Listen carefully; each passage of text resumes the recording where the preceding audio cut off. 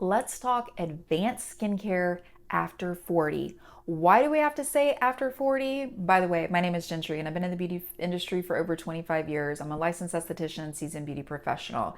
And I'm here to tell you what you did in your 20s is not going to yield you the same results as what you did in your 40s. But before we get to advanced skincare techniques, I think that it's really important that we go over the basics. Because how can you advance to any level of skincare if your skin is sensitized, if it's red, blotchy, irritated, or maybe it is really oily or probably really dry or flaky? All of these things we have to take into account before we can move on to any advanced skincare techniques, mostly because if we jump over and want to move ahead too fast, we run the risk of really compromising our skin barrier. And then you're just going to be focused on restoring your skin the whole time. And honestly, restoring the skin is simpler than it may seem. It requires a lot of just patience, sort of being low key, laying off of the actives, and just focusing on, cleansing with gentle cleansers, moisturizing properly, and allowing your skin to take a moment to just kind of restore that barrier that helps protect you from all the nasty free radicals and things there that are out in the world that we want to protect our skin from. So let's talk about the basics before the advanced. Make sure that you're double cleansing at night a couple of times. That's really just to help to remove completely the dirt, the debris.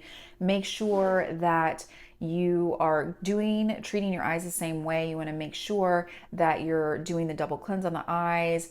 Don't leave anything with oil on your skin. If you do an oil-based cleanser or balm, make sure and do that first and then cleanse it a second time. After that, your nighttime routine is completely up to you. I always recommend using something with retinol in it at night if you can tolerate it. Use something around the eyes that has a retinol, peptides, something that's going to help restore, something that has nourishing butters in it after 40 because we lose that moisture.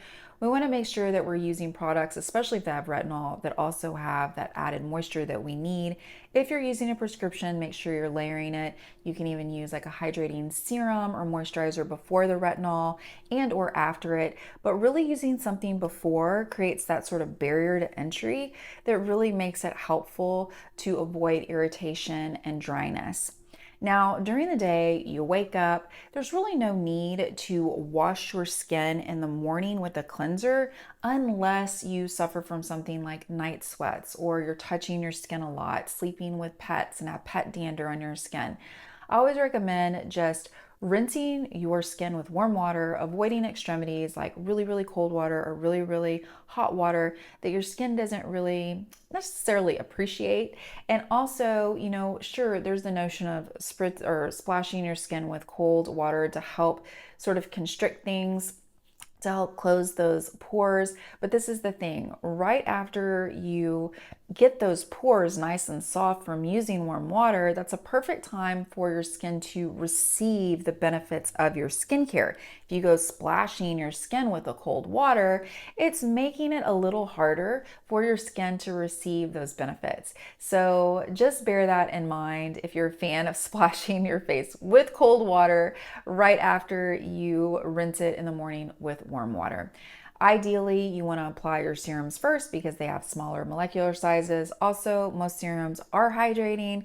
I always recommend using a serum that's very pointed. Let's say it has vitamin C in it, and an example, so that you're getting added benefits that are maybe not in that moisturizer so that it makes sense. Because after all, a really good moisturizer should have everything that you need. It should have your humectants in them, which is bringing moisture up to the cells of the skin and helping you retain it. And it should also have those nourishing butters. Now, of course, if you're going to be out in the sun, I always recommend using sunscreen if it's not already in your moisturizer. I personally don't like to use a moisturizer every single day with SPF. I like to put on my SPF as an additional measure before I apply makeup when I know I'm going to be outside. Otherwise, I will use my makeup every day that has SPF 20. But makeup is never a substitute for SPF. Just FYI, it's not a substitute for SPF. I have to say it slower because I know a lot of folks like to use the makeup, but the problem is that when we apply that makeup with the SPF, unless it is very thick, has a high SPF, and you are coating those skin cells extremely evenly, the likelihood of it is that you're not applying the makeup the same way you would apply the sunscreen, which leaves your skin more vulnerable. Furthermore, if you're applying an oil right after sunscreen, it may separate that sunscreen and you may not be coating those skin cells evenly. So just something to bear in mind whenever you're using oils during the day. And of course, don't forget the eye area. Also, always love a good eye cream that's very pointed, just like those serums that are very pointed. What is not in that face cream that we want underneath that eye area that was specifically made for that delicate, soft, thin tissue around the eyes?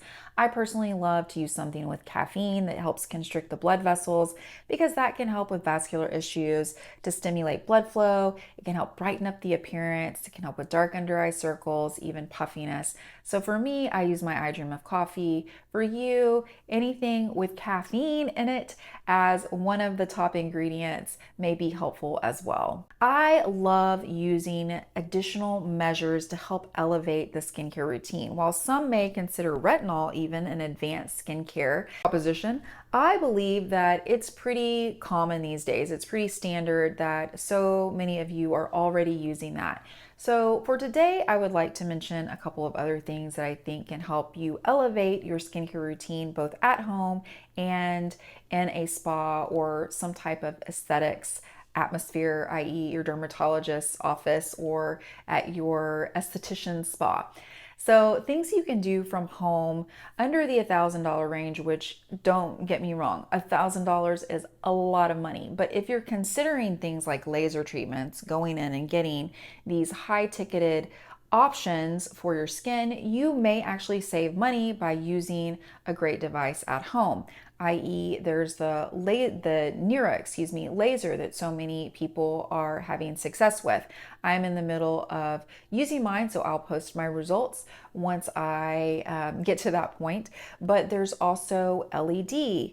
I have a couple of LED masks that can be really helpful for your anti-aging goals. And you also can consider doing some treatments like maybe light chemical peels that are over the counter and safe for you to use yourself maybe once or even twice a week, depending on the strength and your skincare goals.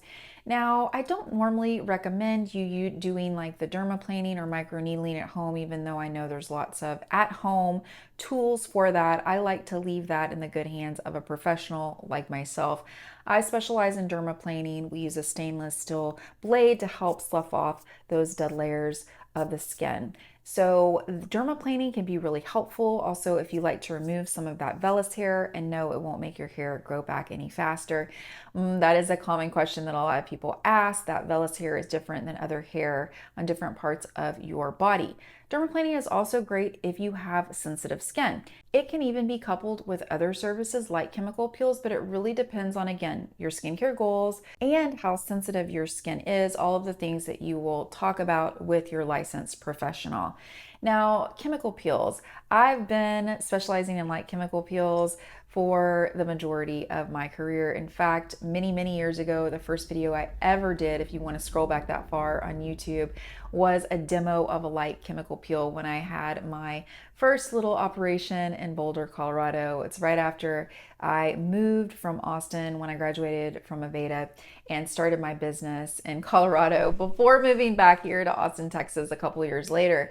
But I had a lot of experience on a lot of different faces, and specializing in light chemical peels gave me an upper hand at helping my clients really achieve those next level results that they couldn't just get from their normal skincare routine. If you're looking for a permanent fixture as far as aesthetics goes, the only thing that's going to get you a permanent fixture is really going to be surgery. So, if someone tells you otherwise, they're just trying to sell you something.